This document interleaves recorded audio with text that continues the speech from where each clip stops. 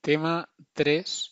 Los presupuestos generales del Estado en España, primera parte, elaboración, tramitación y aprobación, así como la estructura presupuestaria. En relación con el procedimiento de elaboración, tramitación y aprobación de los presupuestos generales del Estado en España, hemos de mencionar que la Constitución española, a través de los artículos 66.2 y 134, configura el poder presupuestario como una colaboración de varios poderes del Estado, concretamente del Gobierno y de las Cortes Generales. Se opera una distribución de competencias donde al Gobierno se le atribuye en exclusiva la iniciativa legislativa, a diferencia de otros preceptos donde esta iniciativa puede ser ejercida por las cámaras o la iniciativa popular. ¿Qué quiere decirnos iniciativa legislativa? Que es del Gobierno de quien parte la propuesta de, en este caso, ley de presupuestos generales del Estado para cada año. Ahora bien, ello no significa que las Cortes Generales solo puedan aceptar o rechazar esta propuesta que viene del Gobierno, sino que pueden hacer algunas acciones. Concretamente, no pueden elevar la cifra global del proyecto de ley, pero sí que pueden alterar el volumen de las partidas que lo componen, siempre que sea a la vez y en la misma sección. Además, podrán devolver el proyecto íntegro, en caso de que entiendan que no es aprobado. También podrán reducir el techo máximo de gasto.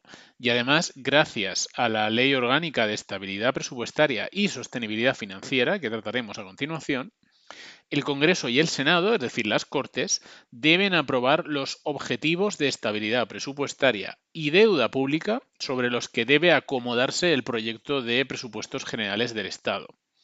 A tenor del artículo 75 de la Constitución, estas competencias de las cámaras han de ser en pleno, al excluirse la delegación en comisión respecto de los presupuestos generales del Estado. Pasamos a continuación a estudiar el proceso de elaboración de los presupuestos generales del Estado. Este proceso se encuentra en el artículo 36 de la Ley 47/2003 General Presupuestaria. Ahora bien, antes de iniciar este proceso del artículo 36 de la Ley General Presupuestaria, se han de realizar 3 pasos previos. Vamos a explicarlos cronológicamente. El primero de ellos es que el Gobierno está obligado a establecer los objetivos de estabilidad presupuestaria y de deuda conforme al artículo 15 de la Ley Orgánica de Estabilidad Presupuestaria y Sostenibilidad Financiera, más conocida como la Ley Orgánica 2/2012.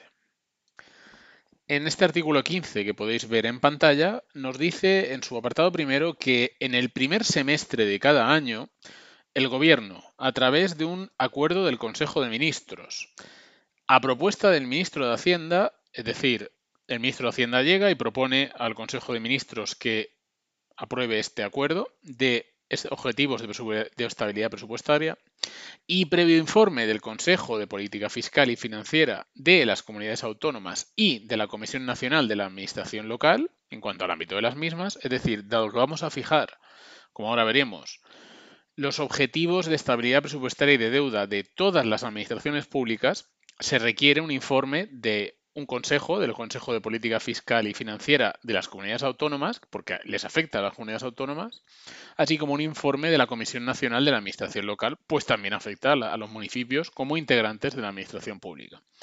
Entonces, con este acuerdo previo a estos informes, en este acuerdo el Gobierno fijará los objetivos de estabilidad presupuestaria en términos de capacidad o necesidad de financiación, de acuerdo con la definición contenida en el Sistema Europeo de Cuentas Nacionales y Regionales.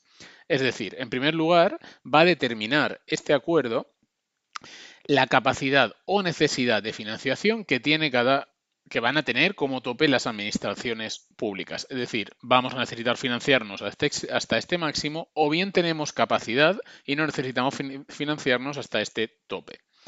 Y aparte, también en este acuerdo se van a fijar el objetivo de deuda pública referido a los 3 ejercicios siguientes. es decir, cuánta deuda pública pueden emitir y de la cual se pueden abastecer estas administraciones públicas en los próximos 3 años. Nos dice que se fijará tanto para el conjunto como para cada uno de los subsectores, entendido por subsectores, Administración General del Estado, comunidades autónomas y municipios. Dichos objetivos estarán expresados en términos porcentuales del Producto Interior Bruto Nacional nominal. Es decir, nos dirá que tanto los objetivos de estabilidad presupuestaria como los objetivos de deuda pública van a estar referenciados al PIB en un porcentaje. Es decir, por ejemplo, la deuda pública para el conjunto de las administraciones públicas no puede representar el 5% del PIB.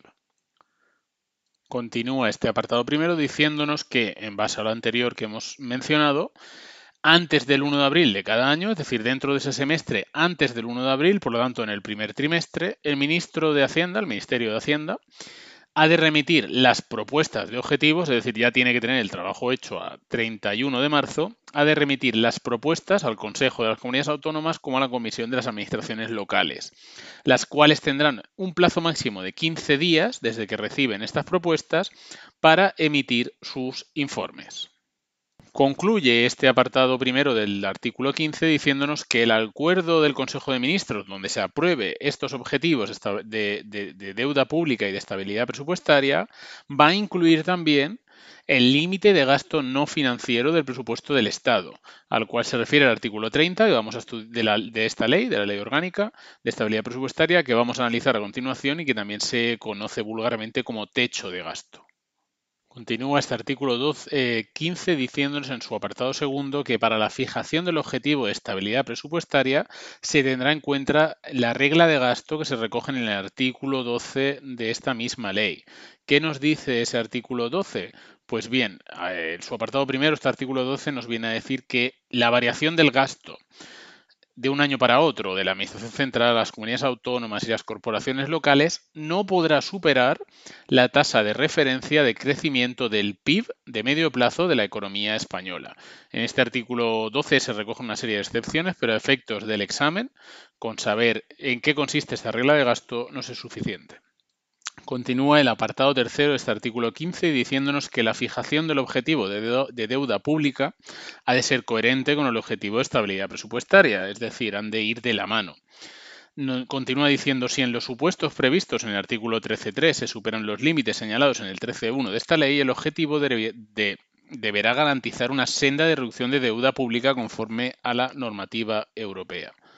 ¿Qué nos quiere decir aquí este artículo? Pues si vamos al artículo 13 de la Ley Orgánica de Estabilidad Presupuestaria y Sostenibilidad Financiera, este artículo nos recoge la instrumentación del principio de sostenibilidad financiera, diciéndonos en su apartado primero que el volumen de deuda pública del conjunto de las administraciones públicas no podrá superar el 60% del Producto Interior Bruto Nacional en términos nominales o el que se establezca por la normativa europea. Continúa este artículo diciéndonos que este límite se distribuirá conforme unos porcentajes, siendo el 44% para la Administración Central, el 13% para el conjunto de comunidades autónomas y el 3% para el conjunto de las corporaciones locales. El objetivo de esta norma es, como dice en su apartado segundo del artículo 13, es que si una administración pública supera este límite de deuda pública, no va a poder realizar operaciones de endeudamiento neto, es decir, no se va a poder endeudar más. Sin embargo, en el artículo 13, en el apartado tercero de este artículo 13, nos dice que estos límites se podrán superar por las circunstancias y en los términos previstos en el artículo 11.3 de esta ley. ¿Qué nos dice ese artículo 11.13? Nos dice que excepcionalmente el Estado y las comunidades autónomas, Estado y comunidades autónomas, podrán incurrir en déficit estructural en caso de catástrofes naturales, recesión económica grave o situaciones de emergencia extraordinaria que escapen del control de las administraciones públicas y perjudiquen considerablemente su situación financiera o su sostenibilidad económica o social. Estas circunstancias han de ser apreciadas por la mayoría absoluta de los miembros del del Congreso de los Diputados y esta desviación temporal nunca puede poner en peligro la sostenibilidad fiscal a medio plazo. Por tanto, volviendo al artículo 15 de la Ley de Estabilidad Presupuestaria que estábamos analizando, nos dice de nuevo que si los supuestos previstos en el artículo 13.3 se superan los límites, el objetivo de que hayamos fijado de deuda pública ha de garantizar una senda de la reducción, es decir, si estamos superando por alguno de los motivos del 11.3, perdón, si estamos superando los límites de deuda pública, el objetivo que se fije cada año en este acuerdo de Consejo de Ministros ha de tener como objetivo una senda de reducción de la deuda pública. Continuando con este artículo 15, es relevante lo que se indica en el apartado quinto, diciéndonos que esta propuesta de fijación de objetivos debe estar acompañada de un informe donde se evalúe la situación económica que se prevé para cada uno de los años contemplados en el horizonte temporal de fijación de estos objetivos. Este informe, que será elaborado por el Ministerio de Economía, previa consulta al Banco de España y teniendo en cuenta las previsiones de órganos como el Banco Central Europeo o la Comisión Europea, ha de contener el cuadro económico de horizonte plurianual, donde se explicará, entre otras variables, cuál va a ser la previsión de la evolución del PIB, cuál va a ser la brecha de producción, la tasa de referencia de la economía española, etc. Por último, a nivel del procedimiento de aprobación de estos objetivos de deuda pública y de estabilidad presupuestaria, nos dice que el acuerdo del Consejo de Ministros donde se aprueben se ha de remitir a las Cortes Generales, acompañado de recomendaciones e informes que se indican en este artículo. Allí en el Consejo, en las Cortes Generales, tras el correspondiente debate en el Pleno, tanto Congreso de los Diputados como Senado se pronunciarán aprobando o rechazando estos objetivos propuestos por el Gobierno. Si el Congreso de los Diputados o el Senado los rechazan, el Gobierno tendrá un mes para remitir un nuevo acuerdo que se someterá al mismo procedimiento. En cambio, si son aprobados por el Congreso de los Diputados y por el Senado, pues ya tenemos aprobados estos objetivos de estabilidad presupuestaria y deuda pública, y los presupuestos que vayan a elaborar, los proyectos de presupuestos que vayan a elaborar todas las administraciones públicas habrán de acomodarse a estos dos objetivos. Los objetivos de estabilidad presupuestaria y deuda pública es el primero de los tres acuerdos previos que han de llevarse a cabo antes de la aprobación o incluso de la propuesta de ley de presupuestos generales del Estado. El segundo de ellos, que ya lo hemos enunciado, es fijar el límite máximo anual de gasto no financiero del Estado, también conocido como techo de gasto, conforme al artículo 30 de la Ley Orgánica de Estabilidad Presupuestaria y Sostenibilidad Financiera. Se trata de un instrumento de gestión presupuestaria a través del cual, una vez se han estimado los ingresos del ejercicio, se calcula el gasto presupuestario que permitirá el cumplimiento del objetivo de estabilidad presupuestaria. Por tanto, un nivel más alto de ingresos permite un límite de gasto mayor siempre que se cumpla el objetivo de estabilidad. Este límite, que se expresa en términos presupuestarios, solo excluye de su cálculo las transferencias a las comunidades autónomas y corporaciones locales por los sistemas de financiación autonómico y local. Es decir, la Administración considera que va a ingresar X y ese X nos va a decir que como máximo nos podemos gastar X. Ahora bien, de ese cálculo de X se excluyen, no se tienen en cuenta aquellas partidas que son transferencias a las comunidades autónomas y corporaciones locales. Es decir, eso no se considera a efectos de el techo de gasto como un gasto, sino que son meras transferencias de dinero que pasan por la Administración General del Estado, pero cuyo objetivo final es ir a las comunidades autónomas o las corporaciones locales. Pero no son estos los únicos gastos que se excluyen, pues también, como veremos a continuación, se excluyen otros gastos como intereses, el gasto no discrecional por desempleo, la parte de los gastos que financia la Unión Europea, etcétera, etcétera. Como hemos comentado, la regulación de el techo de gasto se encuentra en el artículo 30 de la Ley Orgánica de Estabilidad Presupuestaria, que podéis ver en pantalla y que dice así en su apartado primero: el Estado, comunidades autónomas y corporaciones locales aprobarán en sus respectivos ámbitos un límite máximo de gasto no financiero, que ha de ser coherente con el objetivo de estabilidad presupuestaria ya aprobado y la regla de gasto, que marcará el techo de asignación de recursos de sus presupuestos. Este límite de gasto no financiero, como ya hemos dicho, excluirá las transferencias vinculadas a los sistemas de financiación de las comunidades autónomas y las corporaciones locales.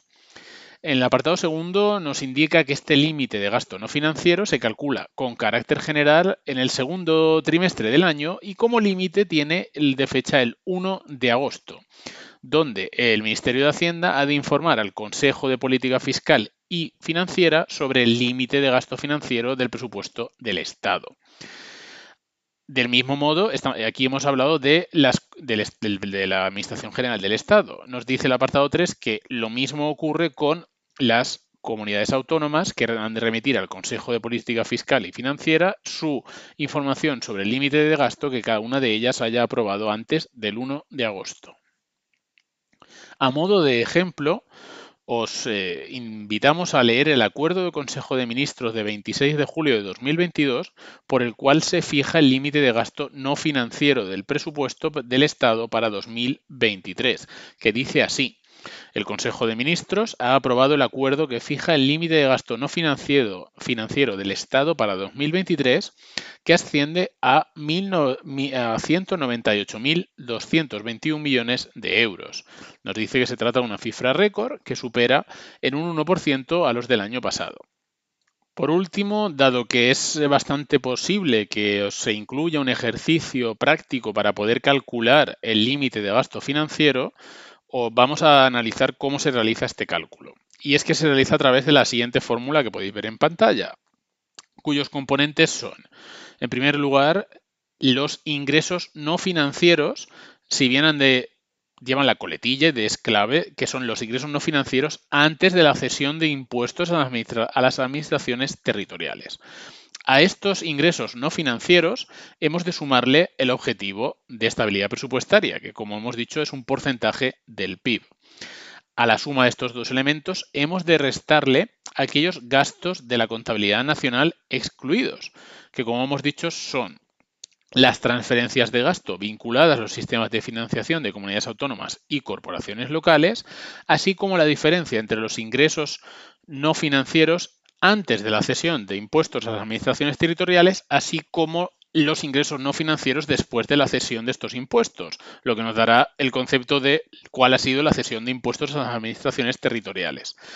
También se incluyen aquí los intereses o el gasto no discrecional por desempleo, así como aquella parte de los gastos financiada por la Administración, por la Unión Europea u otras administraciones públicas.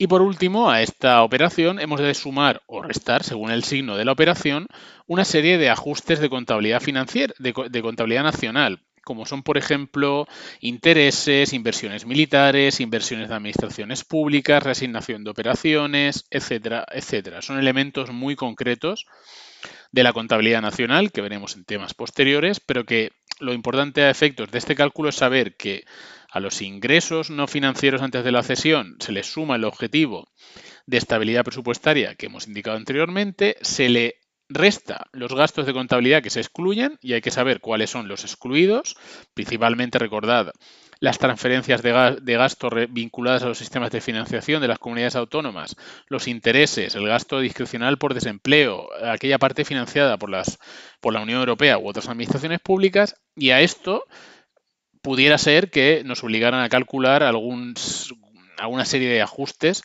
ya sean positivos o negativos, para obtener con todo ello el límite de gasto no financiero. Por último y en tercer lugar, nos queda la elaboración de escenarios macroeconómicos plurianuales conforme al artículo 28 de la Ley 47/2003, Ley General Presupuestaria. Consiste en la fijación de los montantes a que pueda ascender el consumo y la inversión pública, siempre compatibles con el déficit que puede soportar la política monetaria diseñada, es decir, manteniendo siempre la financiación suficiente al sector público y privado y manteniendo un nivel de actividad y crecimiento del PIB y de creación de empleo suficiente. Como hemos dicho, se encuentra en el artículo 28 de la Ley General Presupuestaria, que podéis ver en pantalla y que dice en su primer apartado que los escenarios presupuestarios plurianuales en los que se enmarcarán anualmente los presupuestos generales del Estado, constituyen la programación de la actividad del sector público estatal, con presupuesto limitativo. Veremos a qué se refiere esto, en la que se definirán los equilibrios presupuestarios básicos, la previsible evolución de los ingresos y los recursos a asignar a las políticas de gasto, en función de sus correspondientes objetivos estratégicos y los compromisos de gasto ya asumidos. Estos escenarios determinarán los límites referidos a los 3 ejercicios siguientes que la acción de gobierno debe respetar en los casos en que sus decisiones tengan incidencia presupuestaria. Continúa el artículo 28, apartado segundo, diciendo que estos escenarios se ajustarán al objetivo de estabilidad presupuestaria correspondiente al Estado y a la Seguridad Social, conforme al artículo 15 de la Ley Orgánica de Estabilidad Presupuestaria que ya hemos analizado. Estos escenarios serán confeccionados por el Ministerio de Hacienda, que dará cuenta de los mismos al Consejo de Ministros con anterioridad a la aprobación del proyecto de ley de presupuestos generales del Estado de cada año. Y en su caso contendrán la actualización de las previsiones contenidas en los escenarios presupuestarios aprobados en el ejercicio anterior. Por último, nos indica el artículo que estos escenarios estarán integrados por un escenario de ingresos y por un escenario de gastos. El escenario de ingresos tendrá en cuenta los efectos tendenciales de la economía, coyunturales que pueden estimarse y los derivados de cambios previstos en la normativa. Es decir, estos escenarios nos vienen a analizar una previsión de qué va a pasar a nivel de ingresos del Estado en los próximos ejercicios. Los ingresos del Estado, como sabemos, mayoritariamente son a base tienen su origen en los impuestos o en financiación de la Unión Europea. Y nos sigue diciendo este artículo 28, apartado cuarto, que respecto de los gastos, el escenario de gastos asignará los recursos disponibles conforme a las prioridades establecidas para la realización de las distintas políticas de gasto, teniendo en cuenta, en todo caso, las obligaciones derivadas de la actividad del sector público que tengan su vencimiento en el periodo y de los compromisos de gasto existentes en el momento de su elaboración. Es decir, estos escenarios de gasto lo que nos vendrán es a dibujar qué previsiblemente se va a gastar en los próximos ejercicios el Estado, partiendo de lo que ya nos hemos comprometido que vamos a gastar, así como de las políticas que ya nos hemos comprometido a aplicar. Por ejemplo, si nos hemos comprometido con la Unión Europea a que vamos a desmantelar centrales nucleares, pues por ejemplo eso tendrá un coste que ya ha de ser recogido en estos escenarios de gastos. Con todo lo anterior, con las 3 medidas anteriores aprobadas, ya tendremos definido un marco económico presupuestario donde ha de moverse el presupuesto, el cual, entrando de pleno en su elaboración, hemos de atender a lo que se indica en el artículo 36 de la Ley General Presupuestaria. Así, en su apartado primero, como podéis leer, nos dice que la fijación anual del límite de gasto no financiero, que debe respetar el presupuesto, se efectuará con la extensión y la forma prevista en el artículo 30 de la Ley Orgánica de Estabilidad Presupuestaria y Sostenibilidad Financiera. Es decir, como hemos dicho, antes de nada debe de establecerse este límite de gasto que ha de respetar a su vez el presupuesto general del Estado. En su apartado segundo nos dice, el procedimiento por el cual se regirá la elaboración de los presupuestos generales del Estado se establecerá por orden del Ministerio de Hacienda y se sujetará a las normas siguientes. Y nos indica 4 normas que se han de seguir en este procedimiento. La primera de ellas es las directrices para la distribución del gasto se determinarán por el Ministerio de Hacienda. ¿Cuáles son esas directrices? Se ha de establecer los criterios de elaboración de las propuestas de presupuestos, sus límites cuantitativos de las prioridades y qué limitaciones han de respetarse. Es decir, a nivel de gasto, el ministro de Hacienda ha de sentar unos límites para cada uno de los departamentos ministeriales, como veremos a continuación. Con este fin, se constituirá, en primer lugar, la Comisión de Políticas de Gasto, cuya composición la indicará el Ministerio de Hacienda, la persona que esté al cargo del Ministerio de Hacienda. Esta comisión respetará la adecuación de los criterios de establecimiento de prioridades y de elaboración de las propuestas a los límites y objetivos de estabilidad presupuestaria que ya hemos indicado que se han de definir previamente. En un segundo lugar, en este procedimiento, los ministerios y los demás órganos del Estado que tengan dotaciones diferenciadas en los presupuestos generales del Estado, veremos cuáles son a continuación, han de remitir al Ministerio de Hacienda sus correspondientes propuestas de presupuesto, ajustadas a los límites que las directrices hayan establecido, es decir, ajustadas a los límites que hemos visto en el paso primero de este procedimiento. Del mismo modo, los distintos ministerios remitirán al de Hacienda las propuestas de presupuestos de ingresos y gastos de cada uno de los organismos autónomos y otras entidades que estén adscritos a ellos. Es decir, el presupuesto general del Estado, como vemos, es una suma, podemos decir que es una suma de los presupuestos de distintos ministerios y órganos del Estado, así como de cada uno de los ministerios dentro de ellos, de los organismos autónomos y otras entidades que lo componen. Es decir, es una suma total de presupuestos. En este segundo paso del proceso de elaboración del presupuesto hemos de señalar hasta dos especialidades, como son: por un lado, nos indica que el Ministerio de Sanidad y Consumo, que a día de hoy actualmente es únicamente el Ministerio de Sanidad, enviará las propuestas de presupuesto de ingresos y de gastos del Instituto Nacional de Gestión Sanitaria, lo enviará al Ministerio de Hacienda, que formará el anteproyecto definitivo, y este a su vez lo remitirá al Ministerio de Trabajo y Asuntos Sociales, que a día de hoy es el Ministerio de la Seguridad Social, para su incorporación al de la Seguridad Social. Es decir, es necesario aquí en este momento hacer un paso, que es que el Instituto Nacional de Gestión Sanitaria, su proyecto, sus propuestas de presupuesto, se elaborarán conjuntamente entre el Ministerio de Sanidad y el de Hacienda y el Ministerio de Hacienda, y con el anteproyecto definitivo lo remitirán al Ministerio de, en este caso, Seguridad Social. Como decimos, este artículo no está actualizado a la nomenclatura actual y composición de los ministerios. Continúa diciéndonos, en segundo lugar, que el Ministerio de Trabajo y Asuntos Sociales, que está haciendo referencia actualmente al Ministerio de Inclusión, Seguridad Social y Migraciones, para simplificar podemos decir Ministerio de Seguridad Social, nos dice que el Ministerio de Seguridad Social enviará las propuestas de presupuesto de ingresos y de gastos del Instituto de Migraciones y Servicios Sociales al Ministerio de Hacienda, que formará el anteproyecto definitivo y se lo remitirá de nuevo al ministro, en este caso al Ministerio de la Seguridad Social, para que se incorpore en el presupuesto que mande la Seguridad Social. Es decir, hay como un paso previo donde para el respecto del Instituto de Migraciones y Servicios Sociales, que corresponde al Ministerio de la Seguridad Social, el Ministerio de la Seguridad Social lo remite a Hacienda, da el OK y se lo devuelve al Ministerio de Seguridad Social para que este anteproyecto forme parte del presupuesto de la Seguridad Social que se va a incluir dentro del anteproyecto de ley de presupuestos generales del Estado.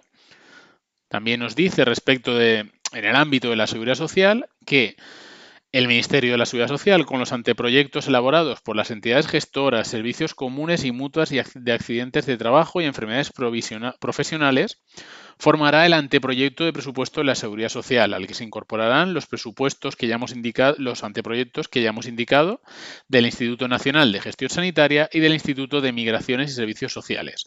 En suma, lo que nos está diciendo estas dos especialidades es que hay dos organismos, como son el Instituto Nacional de Gestión Sanitaria, que corresponde al Ministerio de Sanidad, y el Instituto de Migraciones y Servicios Sociales, que corresponde al Ministerio de Seguridad Social, cuyos anteproyectos de presupuestos de ingresos y de gastos han de ser revisados, elaborados entre los ministerios correspondientes y el de Hacienda, pero la finalidad de todo esto es que al final acaben incluidos dentro del presupuesto de la Seguridad Social, que como veremos tiene unas características especiales, si bien está integrado dentro de la Ley de Presupuestos General del Estado.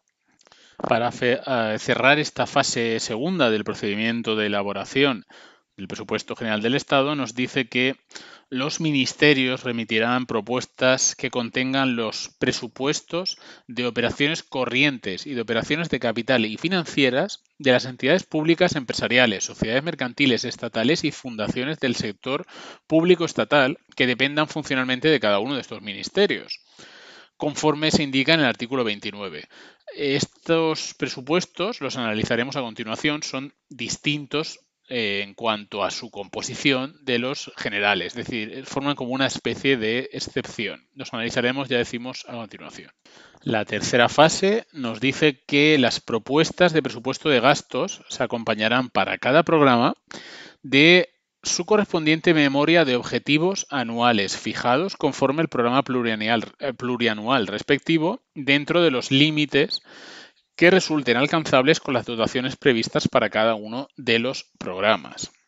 Es decir, las propuestas de gastos han de llevar una memoria que explique cada uno de estos gastos. Si observáis, si buscáis en Internet los presupuestos generales del Estado, veréis que es un documento inabarcable. Es decir, es muy, a efectos genéricos es muy grande, es muy imposible de estudiar, pues se incluye, como aquí se indica, múltiple información justificativa de todo lo que allí se indica.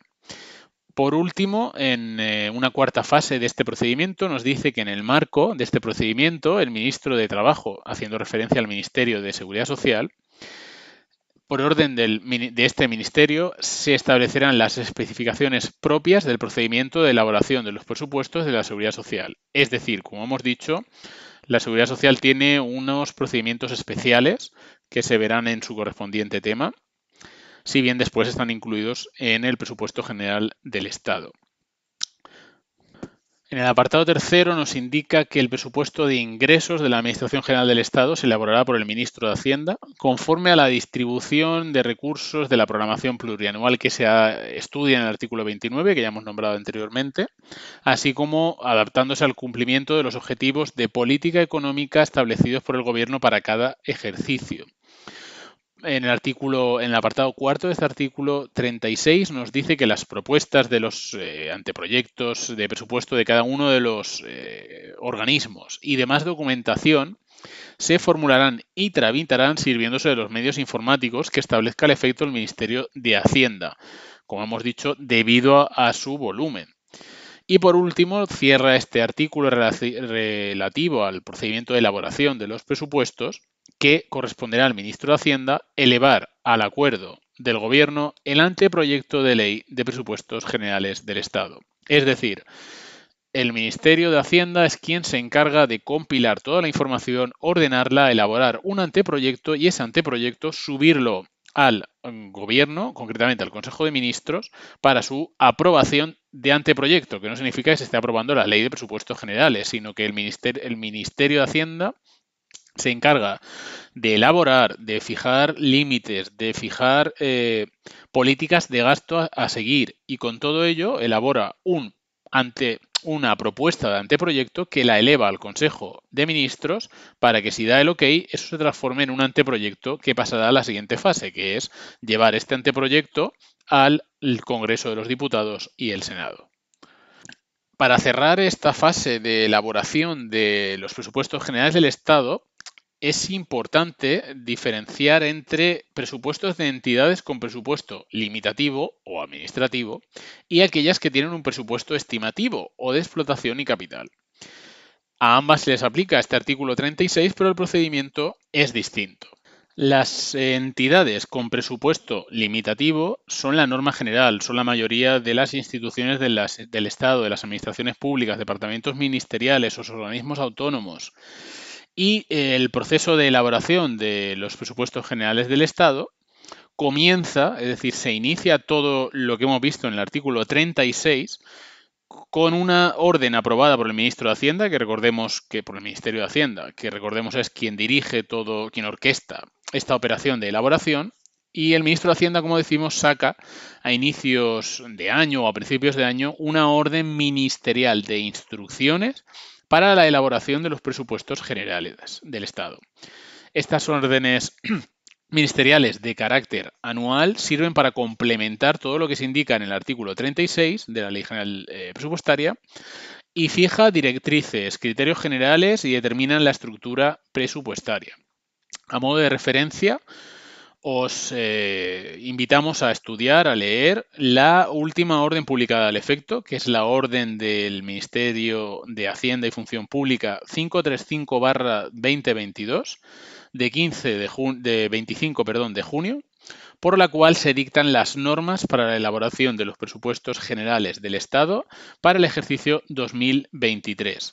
Como podemos ver en pantalla, esta orden está dividida en 7 artículos, 7 apartados, y os invitamos, ya decimos, a leerla, si bien lo importante a efectos del estudio de este apartado es lo que se indica en su artículo cuarto, que son las comisiones participantes en el proceso de elaboración de los presupuestos generales del Estado.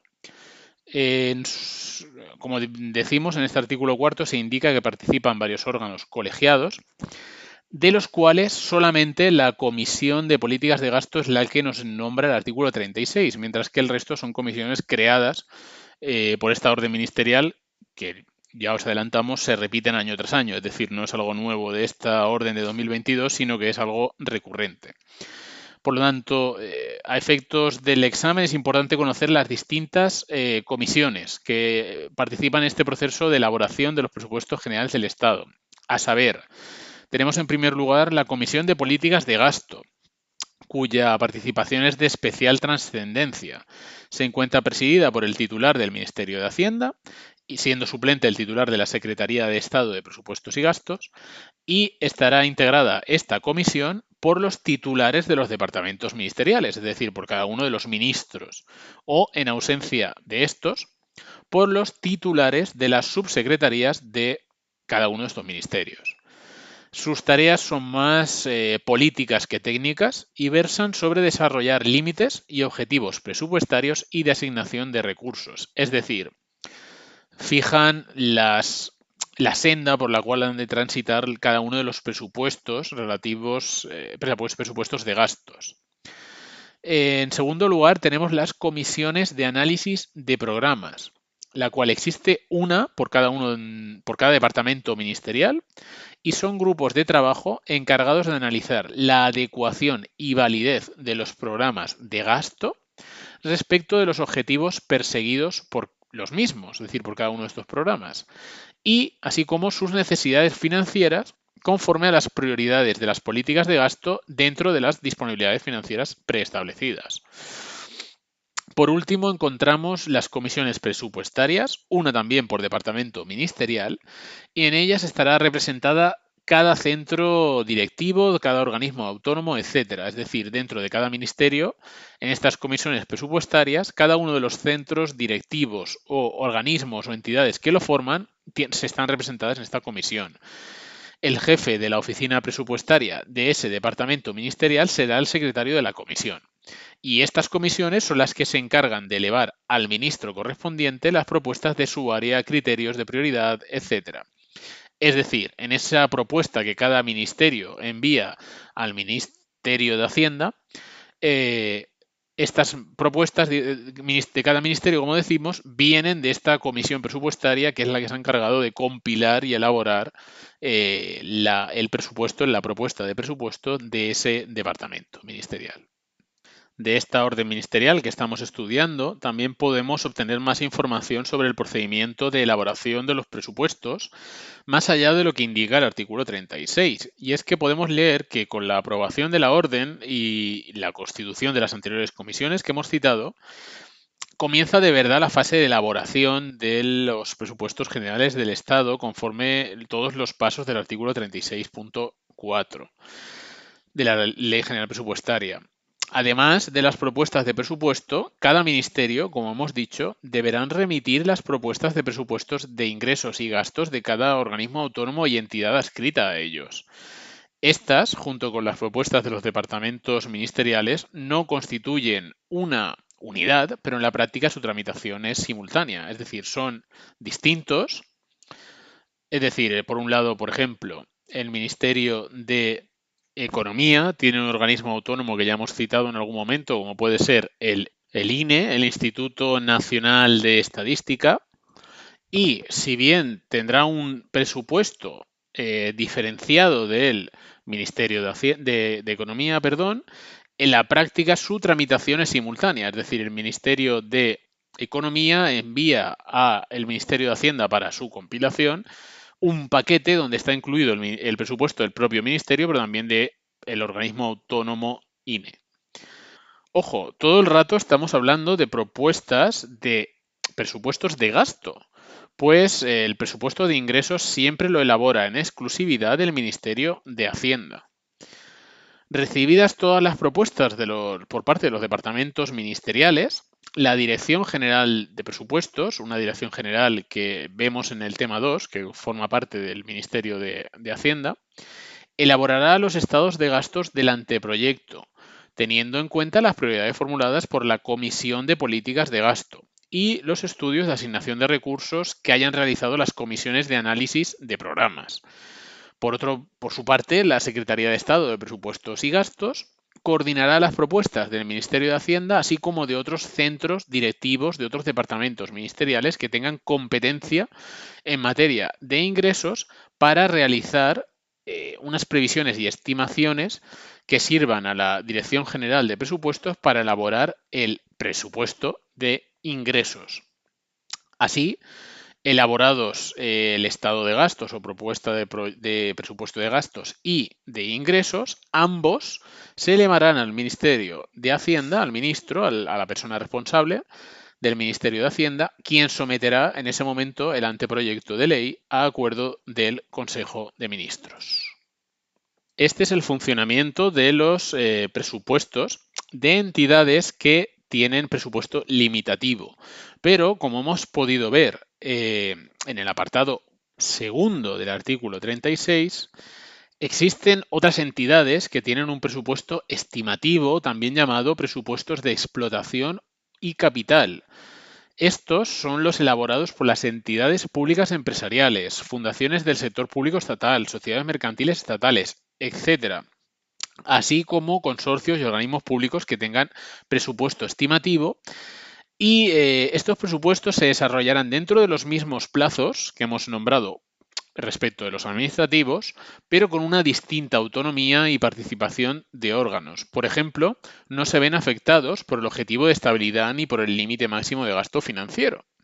Junto con los programas de actuación plurianual, deberán remitirse telemáticamente al Ministerio de Hacienda y en la práctica no tienen más objeto de discusión que cuando recogen subvenciones del Estado, bien ellos o sus organismos autónomos. Hasta aquí el procedimiento de elaboración de los presupuestos generales del Estado. A continuación, tenemos que ver el procedimiento de tramitación, que se encuentra regulado en el artículo 37 de la Ley General Presupuestaria. Vamos, en primer lugar, a leer el artículo y explicar cada uno de sus puntos y a continuación haremos unos comentarios al respecto de la tramitación del presupuesto, de la Ley de Presupuestos Generales del Estado. El artículo 37 nos dice que el proyecto de ley de presupuestos generales del Estado, integrado por el articulado con sus anexos y los estados de ingresos y gastos, con el nivel de especificación de créditos que se establece en los artículos 40 y 41, que veremos a continuación, será remitido a las Cortes Generales antes del 1 de octubre del año anterior al que se refiera. En el apartado segundo se recogen hasta 11 documentos que deben acompañar este proyecto de ley de presupuestos generales del Estado, a saber, las memorias descriptivas de los programas de gasto y sus objetivos anuales. Es decir, dentro de los programas de gasto, como veremos, se explican partida por partida de cada centro directivo los importes y en estas memorias lo que se hace es justificar y detallar en mayor medida esos importes. En segundo lugar, el informe de impacto de género.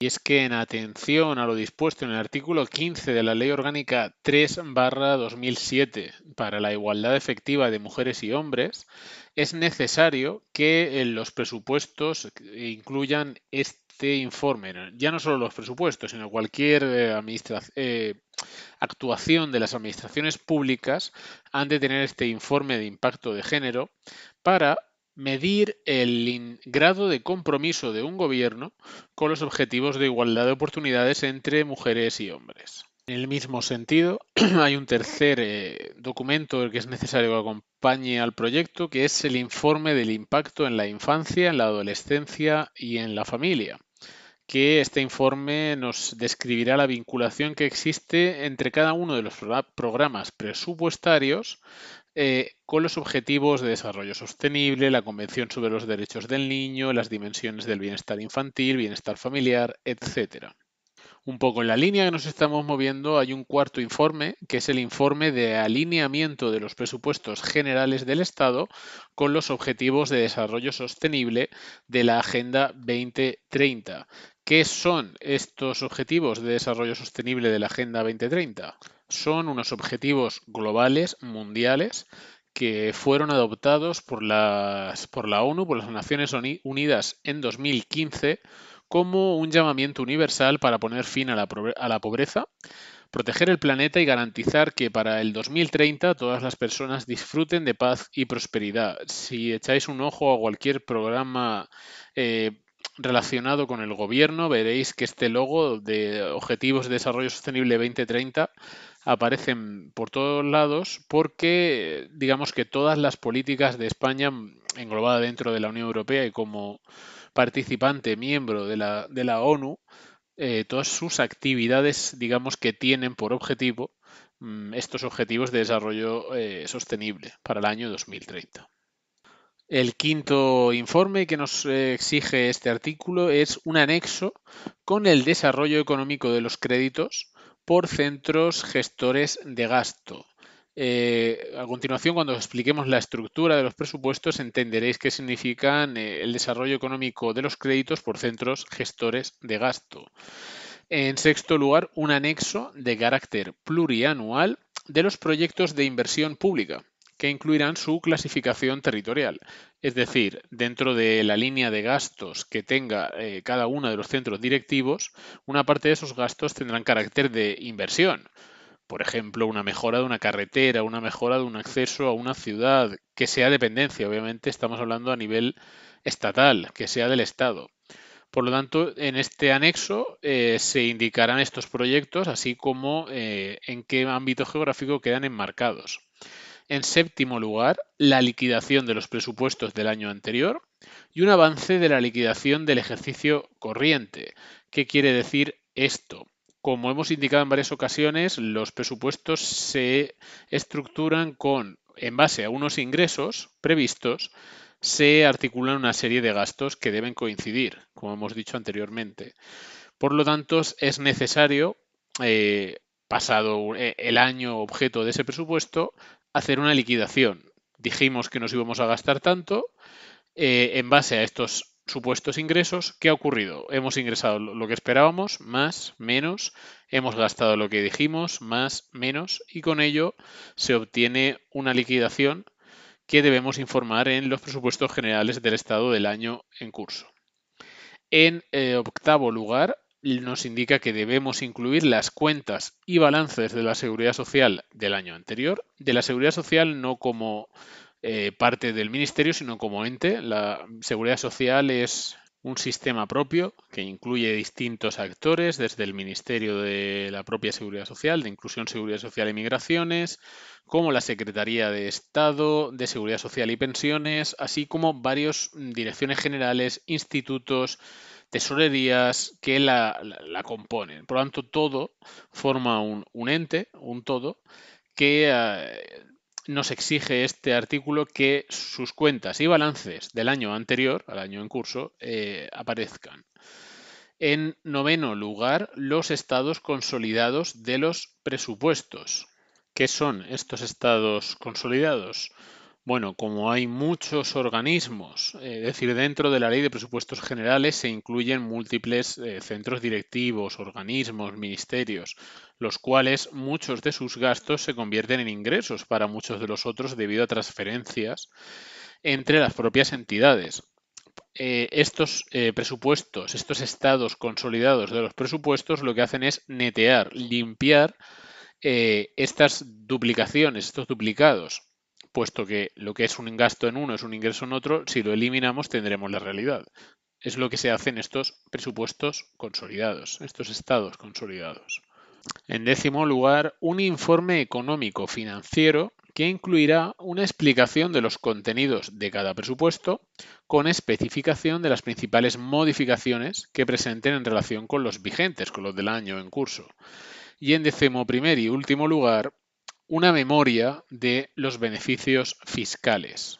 ¿Qué es esta memoria? Pues esta memoria nos presenta la minoración de los ingresos tributarios que, en previsión, se va a producir a lo largo del ejercicio del que trata el presupuesto como consecuencia de incentivos fiscales orientados al logro de determinados objetivos de política económica y social. Como observamos, este artículo 37, más que hablarnos del procedimiento de tramitación, simplemente nos indica el proyecto, cuál es el contenido de este proyecto y, por lo tanto, debemos hacer aclaraciones ulteriores. Si recordamos el procedimiento de elaboración, nos quedamos con que la Junta de Gobierno recibe la propuesta del ministro de Hacienda. Una vez recaiga el acuerdo de la Junta de Gobierno, este anteproyecto se convierte en un proyecto de ley de presupuestos generales del Estado. Este documento, junto con toda la documentación que se indica en el artículo 37, junto con, en la práctica, mucha amplia documentación explicativa de todo lo que hemos mencionado, todo ello es remitido a las Cortes Generales, concretamente al Congreso de los Diputados. Según el artículo 134.3 de la Constitución, esto debe hacerse al menos 3 meses antes de la expiración de los del año anterior, lo que nos lleva necesariamente a que todo este procedimiento se realice antes del 1 de octubre del año que estemos tratando, del año anterior, entendemos, a los presupuestos. Partiendo de que el ejercicio presupuestario comienza el 1 de enero, 3 meses en la práctica resulta muy poco tiempo dada la complejidad del proyecto y toda la documentación que hay que estudiar por parte de las Cortes Generales. La remisión de toda esta documentación con posterioridad al plazo constitucional que se nos indica de 1 de octubre constituye una irregularidad, pero en el ordenamiento jurídico no se recoge ninguna sanción jurídica al respecto e incluso en la práctica, sobre todo en los años anteriores a la pandemia, era la normalidad que esta propuesta llegara pasado el 1 de octubre. La tramitación parlamentaria del proyecto de ley de presupuestos generales del Estado ha de encuadrarse en el más amplio marco del procedimiento legislativo común. La función presupuestaria de las Cortes Generales es una función desdoblada de la genérica potestad legislativa que tienen las cámaras. Así lo señalan los reglamentos del Congreso de los Diputados y del Senado, teniendo al respecto distintas especialidades normativas. Dentro de estos reglamentos encontramos apartados concretos que versan sobre el proceso presupuestario. En ambos casos, tanto en el Congreso de los Diputados como en el Senado, el proyecto goza de preferencia en la tramitación sobre el resto de trabajos, privilegio que ninguna otra materia tiene reconocido. Y además es una ley de pleno, como ya hemos comentado anteriormente, que conforme el artículo 75.3 de la Constitución no pueden ser aprobados a nivel de comisión legislativa. Atendiendo a la lógica constitucional de los plazos, se tienen 3 meses para su aprobación desde que se presentan, suponiendo que, como suele pasar, el Gobierno apura hasta el último momento para presentarlos. Al ser exclusiva del Gobierno la iniciativa, la tramitación comienza en el Congreso, que es quien ha elegido ese Gobierno. Esa es su razón. La mesa del Congreso es quien recibe el proyecto revisando si viene con toda la documentación que exige el artículo 37, ya estudiado. Si bien en caso de omisión, lo aprobado por la mesa no adolecería de invalidez. En caso afirmativo, ordena su publicación en el Boletín Oficial de las Cortes Generales de este anteproyecto de Ley de Presupuestos Generales del Estado. Publicado, tanto los diputados de forma individual como los grupos parlamentarios tienen 15 días para presentar enmiendas. ¿Qué son las enmiendas? Una enmienda es una propuesta de cambio en el contenido de algún artículo o incluso de la totalidad de un proyecto de ley u otro documento oficial. Concretamente, en el procedimiento legislativo presupuestario, las enmiendas pueden ser a la totalidad, que significa que se postula la devolución del texto al Gobierno, Estas enmiendas a la totalidad solo pueden hacerlas los grupos parlamentarios. Enmiendas al articulado, es decir, a artículos concretos, que pueden ser bien de supresión, es decir, quitarlos, bien de modificar, bien, es decir, cambiar su contenido, o bien de añadir algo a su contenido. En los últimos dos casos se entiende que quien hace una enmienda ha de añadir un texto alternativo.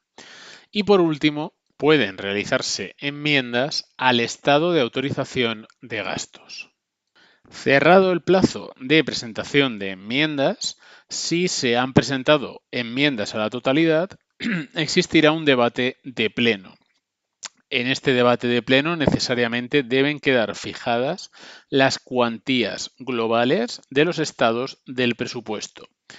Si bien se admite reglamentariamente una enmienda posterior de aumento de gasto con el beneplácito del Gobierno, si bien debería descartarse si esta enmienda posterior implica rebasar el límite máximo de gasto no financiero. Y como decimos, en este debate de pleno debe quedar fijadas las cuantías globales de los estados del presupuesto y además deben votarse las enmiendas a la totalidad. Una vez hemos terminado con las enmiendas a la totalidad o en el caso de que no hubiera habido, el proyecto se traslada a la Comisión de Presupuestos para estudiar las enmiendas al articulado, aquellas que no son del texto completo, sino de una serie de partes, de artículos, de modificaciones, de adiciones o de supresiones.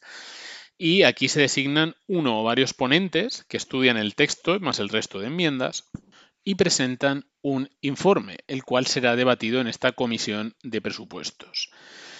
De este debate de la Comisión de Presupuestos saldrá un dictamen que se elevará al Pleno para un debate final, donde ya recordemos, el proyecto ha pasado por un repaso, por un filtro a las enmiendas totales, después en la Comisión de Presupuestos un filtro para las enmiendas particulares, al articulado, y en este último debate del Pleno del Congreso de los Diputados únicamente se defenderán votos particulares y enmiendas que hayan sido rechazadas por la Comisión.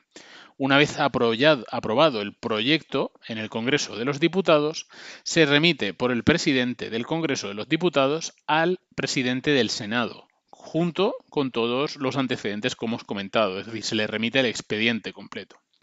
El Senado tiene, como en cualquier otra ley, la facultad de aprobar íntegramente el texto, de oponer su veto o de introducir de nuevo enmiendas. Si bien normalmente el plazo es de 2 meses, como hemos dicho, en el caso del procedimiento legislativo es especial y por lo tanto este plazo de 2 meses se sustituye por el de 20 días, al ser declarado un proyecto urgente. Una vez es recibido por el presidente del Senado, se publica y se distribuye entre los senadores, que cuentan con 4 días para presentar enmiendas más propuestas de veto. Debatidas en comisión, el resultado de este debate se pasará al Pleno del Senado, donde de nuevo solo podrán ser defendidas las enmiendas no admitidas en la comisión.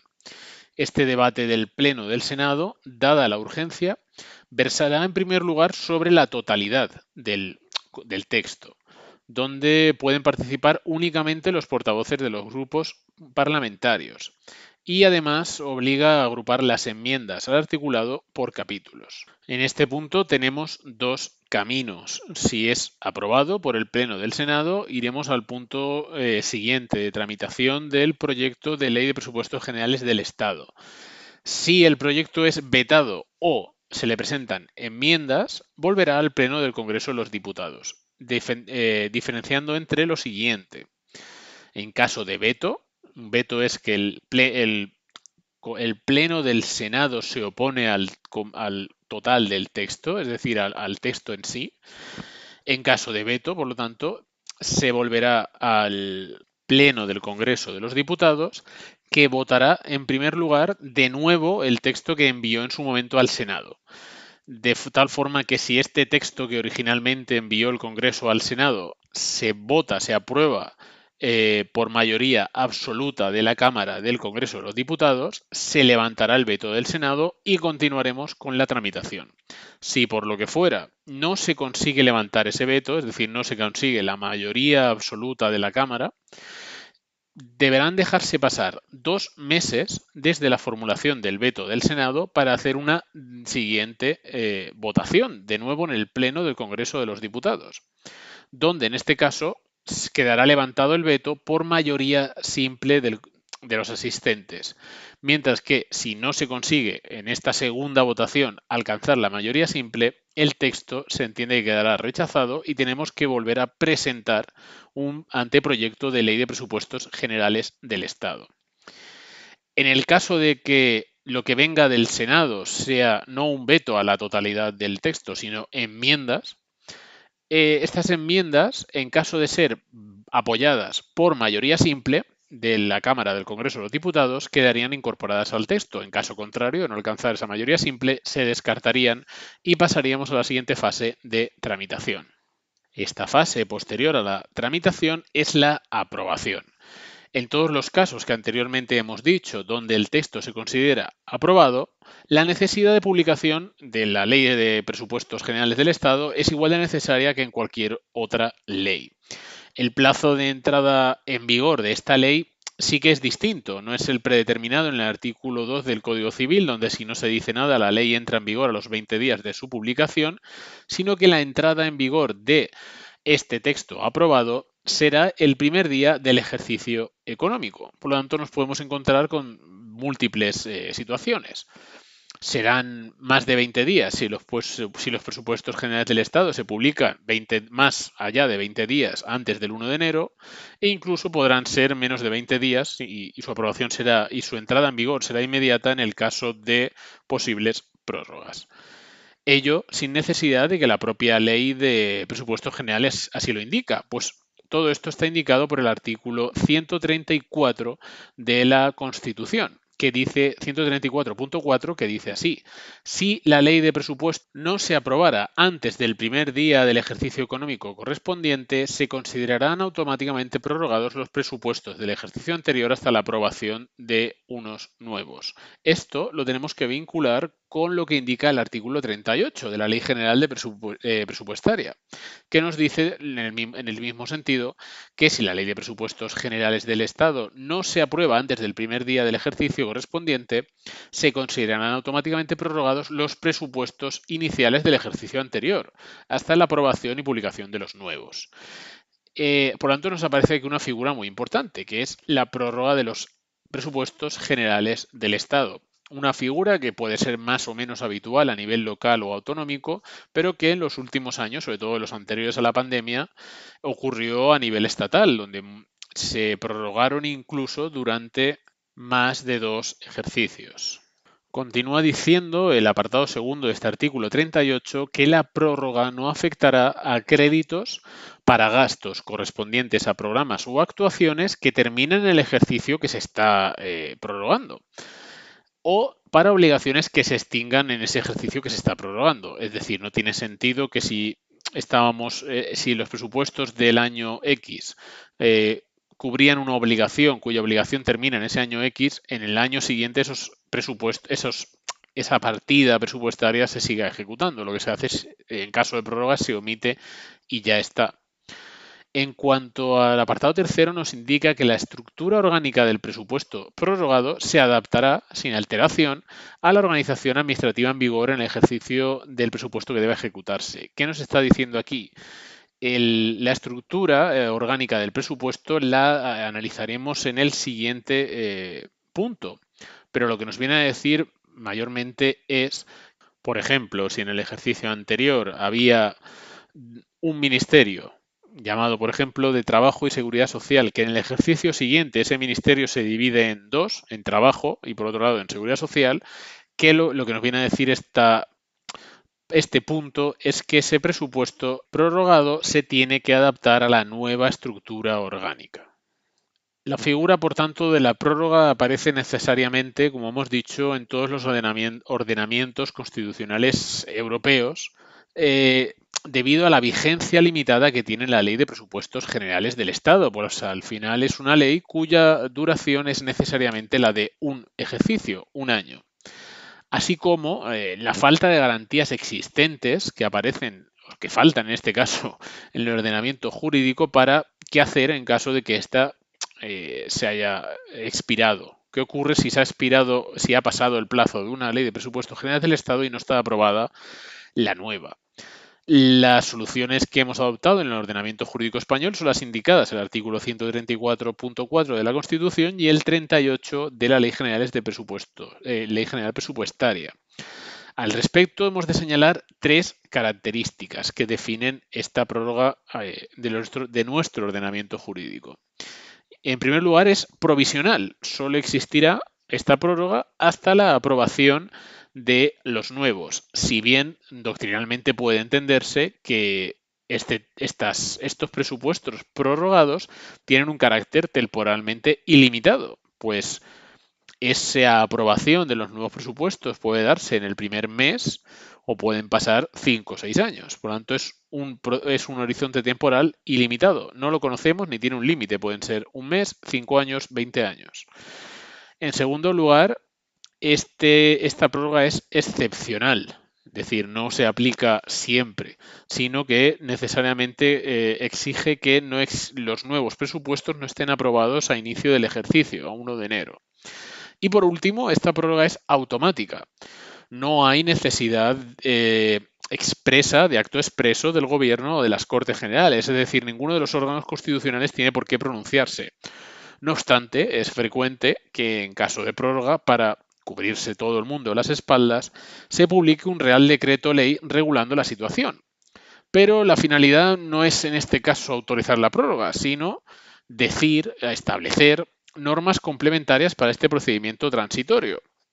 Algo así ocurrió en el ejercicio 2018, donde ante la convulsa situación que existía en el Congreso de los Diputados, no se aprobaron los presupuestos del año 2018, por lo que los de 2017 se entendieron automáticamente prorrogados, si bien se hicieron al respecto algunas menciones en los de reales decretos 20, el Real Decreto Ley 20-2017 o Real Decreto 1079/2017 con fecha 19 de diciembre.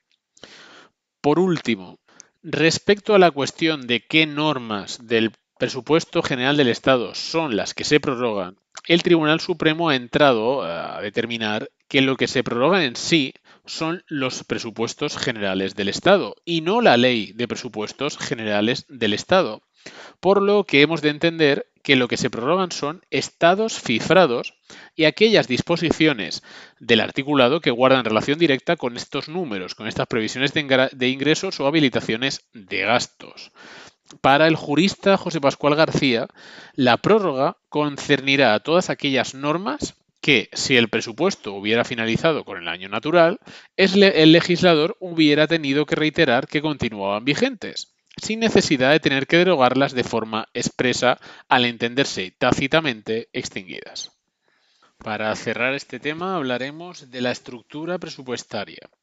Antes de ello, es necesario analizar dos artículos de la Ley General Presupuestaria que nos van a permitir conocer mejor a los presupuestos generales del Estado. Según el artículo 32 de la citada ley, que podéis ver en pantalla, los presupuestos generales del Estado constituyen la expresión cifrada, es decir, en números, conjunta y sistemática de los derechos y obligaciones a liquidar durante el ejercicio por cada uno de los órganos y entidades que forman parte del sector público estatal. Definición típica de examen, es decir, hay que aprendérsela al dedillo. El artículo 33, en su apartado primero, nos dice que los presupuestos generales del Estado estarán integrados por dos partes. Por un lado, los presupuestos de los órganos a los que se refiere el artículo 2.3 de esta ley y de las entidades del sector público estatal a las que resulte de aplicación el régimen de especificaciones y de modificaciones regulado en la presente ley, a los cuales se confiera el carácter de presupuesto limitativo, que ya hemos explicado anteriormente a qué hace mención este presupuesto limitativo o administrativo. Esos órganos a los que hace referencia este artículo refiriéndose al artículo 2.3 de la mencionada Ley General de Presupuestaria, nos indica que estos órganos son aquellos que tienen una dotación diferenciada en los presupuestos generales del Estado y que, careciendo de personalidad jurídica, no están integrados en la Administración General del Estado, pero forman parte del sector público estatal, regulándose su régimen económico-financiero también por esta Ley General Presupuestaria. En segundo lugar, los presupuestos generales del Estado estarán también integrados por los presupuestos estimativos de las entidades de los sectores empresarial y fundacional, consorcios, universidades no transferidas, fondos sin personalidad jurídica y las restantes entidades del sector público estatal no incluidas en la letra anterior.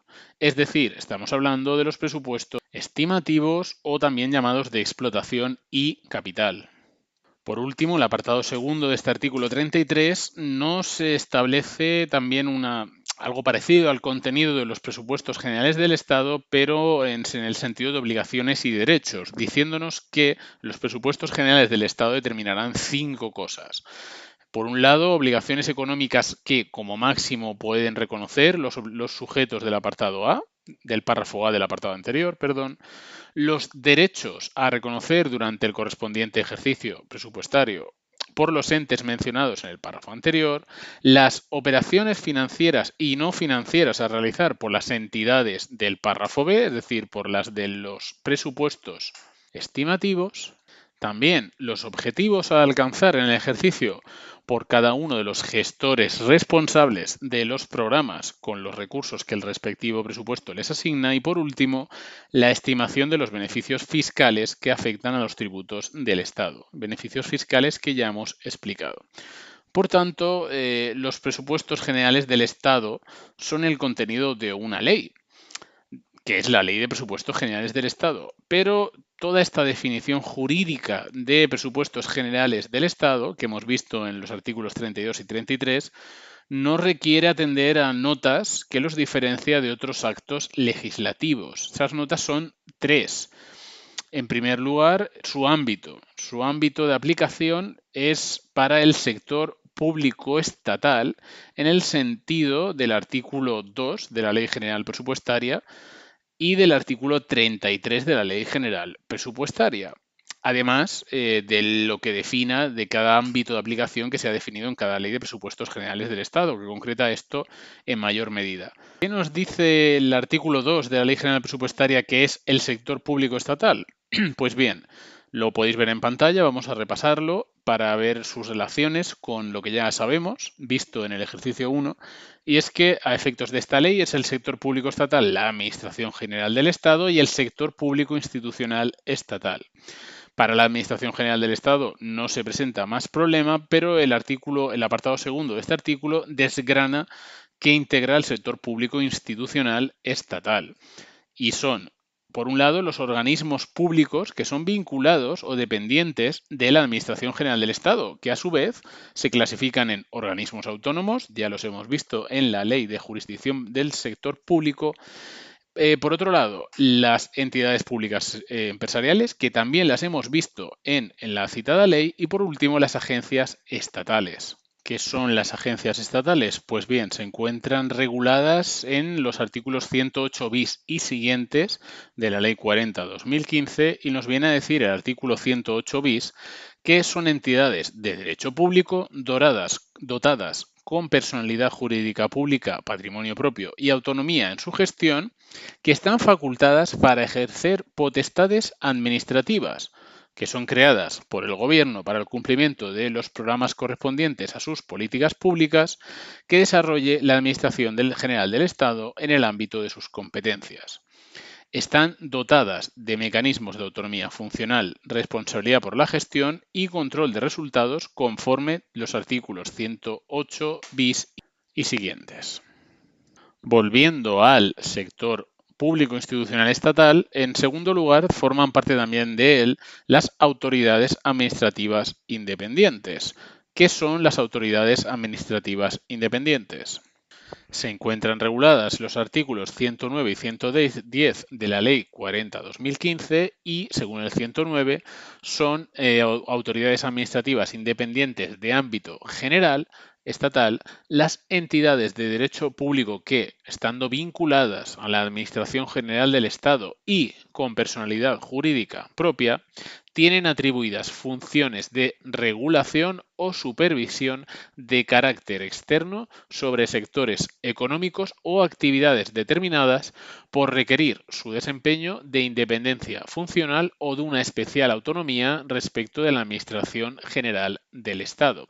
Por lo tanto, actuarán en el desarrollo de su actividad y para el cumplimiento de sus fines con independencia de cualquier interés empresarial o comercial. Ejemplo de estas autoridades puede ser, por ejemplo, la Tesorería General de la Seguridad Social, que se encarga de recabar de los empresarios, de trabajadores, las cotizaciones sociales para que después el Instituto Nacional de la Seguridad Social las reparta, o por ejemplo el Centro Nacional de Inteligencia o la Agencia Española de Protección de Datos. Continuamos con los integrantes del sector público institucional estatal, viendo que también son las sociedades mercantiles estatales ya tratadas, los consorcios adscritos a la Administración General del Estado, que también los hemos visto, las fundaciones del sector público adscritas a la Administración General del Estado. Estas fundaciones del sector público se encuentran reguladas en los artículos 128 a 136 de la Ley 40/2015. Y el artículo 128 nos dice que serán fundaciones del sector público estatal aquellas que tengan alguno de los requisitos que vemos en el apartado primero de este artículo, que os invitamos a leer. Continúa el artículo segundo diciéndonos que también son integrantes del sector público institucional estatal los fondos sin personalidad jurídica. Figura que representa los fondos de inversión en los que puede participar el sector público estatal y cuya legislación, cuyo ordenamiento jurídico lo encontramos en los artículos 137 a 139 de la Ley 40/2015. Continúa el artículo 2 diciéndonos que integran el sector público institucional estatal las universidades públicas no transferidas, en este caso las comunidades autónomas, también las entidades gestoras, servicios comunes y mutuas colaboradoras con la seguridad social en su función pública. Y por último, como cláusula de cierre, cualquiera organismos y entidades de derecho público que estén vinculados o sean dependientes de la Administración General del Estado que no hayan sido nombrados aquí. Volviendo a las diferencias existentes entre la Ley General de Presupuestos del Estado y el resto de actos legislativos, encontramos otra diferencia en la composición de la propia ley, pues esta ley tiene, como hemos dicho en el artículo 33, en el artículo 34.1, perdón, una doble composición. Por un lado está el estado de ingresos y de gastos, el cual está formulado por entidades del sector público, del sector administrativo, que se pueden llamar presupuestos administrativos o presupuestos de entidades del sector público con carácter limitativo, pero también a su vez estamos ante una ley que una parte de esta ley está compuesta por estimaciones de gastos y previsiones de ingresos que son formulados por entidades del sector empresarial y fundacional, es decir, por entidades del sector más privado, que se les puede denominar, como ya hemos dicho en varias ocasiones a lo largo de este tema, como presupuestos de explotación o capital. En tercer y último lugar, encontramos como una diferencia muy relevante la estructura de esta ley. La estructura de cada una de las leyes generales presupuestarias dependerá del tipo de presupuesto ante el que nos encontremos. Así, empezaremos con los presupuestos de entidades del sector público o presupuestos limitativos, cuya regulación de la estructura la encontramos en los artículos 39, 40 y 41 de la Ley General Presupuestaria.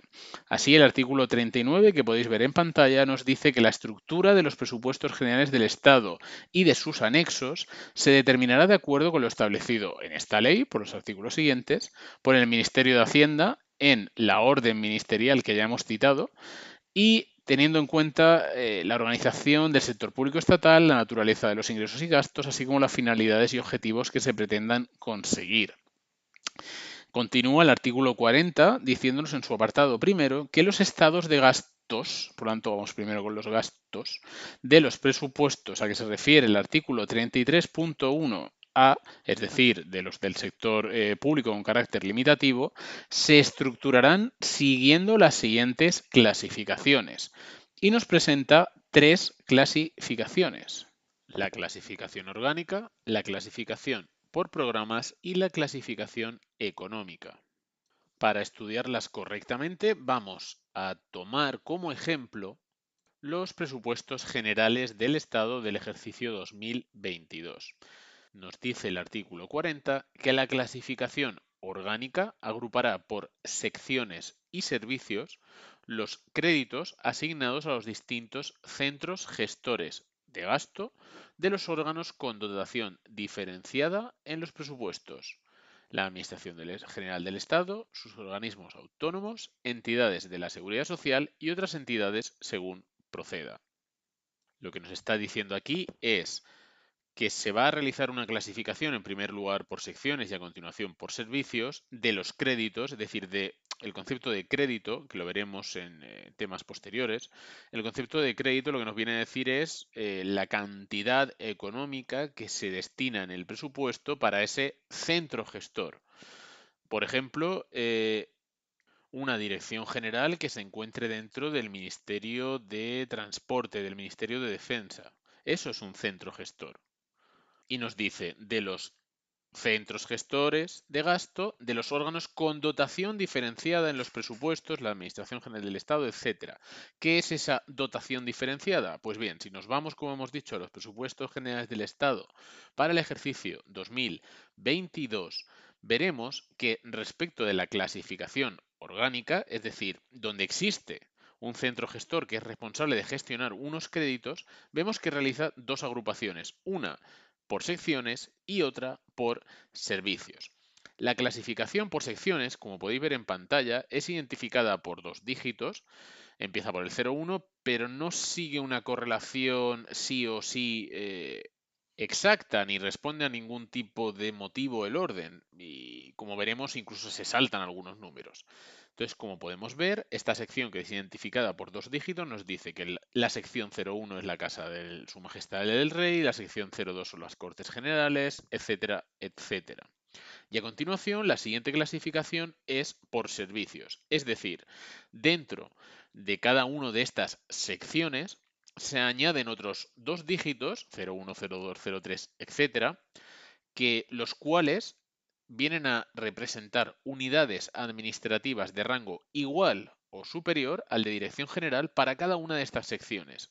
Es decir, si vemos, por ejemplo, el 0, el 1301 puede ser una dirección general, o sea, representaría una dirección general dentro del Ministerio de Justicia.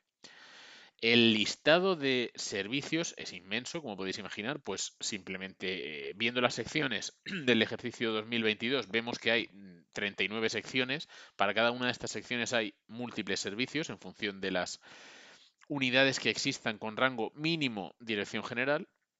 Por lo tanto, lo que tenemos que aprender es que esos dos dígitos adicionales lo que vienen a representar es un servicio, una unidad administrativa dentro de esas secciones. A tener en cuenta es que dentro de los organismos autónomos y demás entes del sector público estatal, no son dos dígitos adicionales, sino que son tres dígitos adicionales al del ministerio en el que estén adscritos. Si bien, como sabemos, sus presupuestos no se consideran integrantes de la sección. Volviendo al artículo 40, nos dice que la clasificación por programas, que permitirá a los centros gestores agrupar los créditos conforme lo que se señala en el artículo 35 de esta ley, permitirá también establecer, de acuerdo con el Ministerio de Hacienda, los objetivos a conseguir como resultado de la gestión presupuestaria que realizan estos centros. La estructura de programas se adecuará a los contenidos de políticas de gasto que se contengan en la programación plurianual. Muy bien, ¿qué nos está diciendo este artículo? Bien, la clasificación por programas es una clasificación que se realiza dentro de cada sección y cada servicio, donde se clasifica, valga la redundancia, en función de los objetivos que haya que conseguir a través de la gestión presupuestaria. No nos lo indica en la Ley General Presupuestaria, pero sí se viene haciendo en los distintos presupuestos generales del Estado de los últimos años la siguiente subdivisión, es decir, dentro de la clasificación por programas hay 4 subdivisiones. A saber, las tenéis en pantalla. Áreas de gasto, que constituyen un nivel de información más agregado. Concretamente son 5, si tomamos como ejemplo los presupuestos generales del Estado de 2022, que son, en primer lugar, un dígito. O sea, son un dígito que puede ser el número 1, servicios públicos básicos, en segundo lugar, el 2, actuaciones de protección y promoción social, el 3, producción de bienes públicos de carácter preferente, 4, actuaciones de carácter económico y 9, actuaciones de carácter digital. Es decir, de carácter general, perdón, es decir, a los 4 o 5 dígitos anteriores que representan la sección y el servicio, se añade un dígito adicional que representa qué área ese gasto. Recordemos que estamos viendo todo el rato, estamos hablando del presupuesto de gastos, ese gasto a qué área pertenece. Es decir, a nivel muy genérico, muy agregado, se hace una clasificación. Pues este gasto se engloba dentro de servicios públicos que prestamos en esta administración o actuaciones de carácter económico que realizamos en esta administración o actuaciones de carácter general, típico cajón desastre. En segundo lugar, eh, añadiendo al dígito anterior uno adicional, esto es importante, es decir, existen las políticas de gasto. Las políticas de gasto se representan con el dígito anterior, pues por ejemplo, si estamos hablando de servicios públicos básicos, el 1, y se le añade uno adicional, que lo que hace es coger esa área de gasto muy genérica, muy agregada, y dividirla un poquito más. Estas políticas de gasto, como nos ha dicho el artículo 40, vendrán determinadas por la programación plurianual. Si añadimos un dígito más a los anteriores, obtendremos el grupo de programas, que lo que hace es, dentro de esas políticas de gasto, eh, empezar a dividir esas políticas de gasto en grupos de programas. Y por último, a los 3 dígitos anteriores, si les añadimos una letra, ahora veremos qué letras son, lo que nos convierte es ese grupo de programas que habíamos hecho al tener 3 dígitos, lo convertimos en programas de gasto. Las letras nos van a indicar qué tipo de programa de gasto es. Hay 2 tipos de programas de gasto, los programas finalistas y los programas instrumentales. Los programas finalistas, representados por letras de la A a la L, son aquellos a los que se les puede asignar objetivos cuantificables y mesurables. ¿Qué queremos decir con esto? Nos vamos a gastar 500.000 euros en hacer X cosa, cuyo objetivo es que esa X cosa nos reporte a la sociedad un crecimiento económico de tanto o reporte una reducción del paro de tanto. Es decir, se les puede medirse la reacción de ese programa de gasto. Y en segundo lugar, como hemos dicho, están los programas de gasto instrumentales o de apoyo, que son aquellos que tienen por objeto la administración de recursos para una ejecución de una actividad general de ordenación, regulación, planificación, ejecución de una actividad que se perfecciona por su propia realización, es decir, no busca un fin, sino que simplemente se realiza, porque forma parte, digamos, de el servicio que presta esa administración. Y por último tenemos la clasificación económica. Esta clasificación nos dice el artículo 40 que agrupará los créditos por capítulos, separando entre operaciones corrientes, operaciones de capital, operaciones financieras y el fondo de contingencia de ejecución presupuestaria. Y a continuación nos dice que cada una de estos capítulos se subdividirá a su vez en, por ejemplo, operaciones corrientes se subdividirá en gastos de personal, gastos corrientes en bienes y servicios, gastos financieros y transferencias corrientes, etcétera, etcétera. Como podemos ver en el artículo, existe esta subdivisión y al final del artículo 1 nos dice los capítulos a su vez se desglosarán en artículos y estos a su vez en conceptos que podrán dividirse en subconceptos.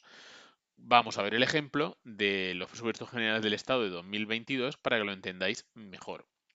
Como podéis ver en pantalla, la clasificación económica se hace en primer lugar una división en capítulos. Dentro de estos capítulos los podemos agrupar en 4 grupos.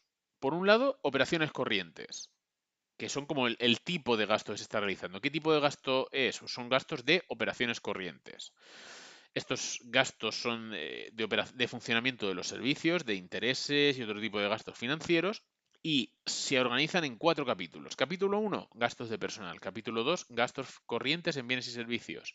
Capítulo 3, gastos financieros. Capítulo 4, transferencias corrientes. Siguiente subgrupo, fondos de gastos, fondos de contingencia, que se representan en el capítulo 5, que se llama fondo de contingencia y otros imprevistos.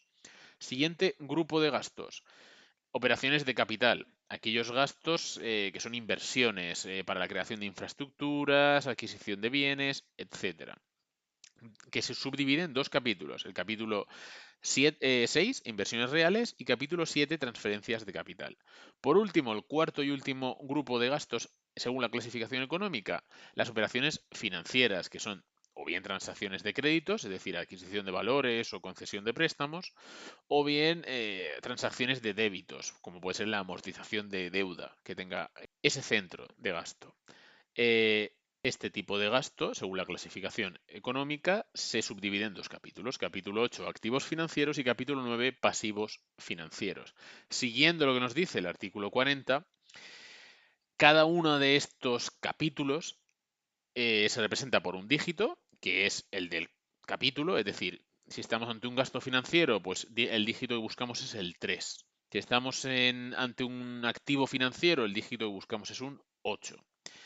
Pero nos dice el artículo que se puede subdividir a su vez en artículos, será añadir un dígito adicional. Dentro de esos artículos se pueden dividir a su vez en conceptos, que es añadir un dígito más. Y por último, subconceptos, que consiste en añadir 2 dígitos más.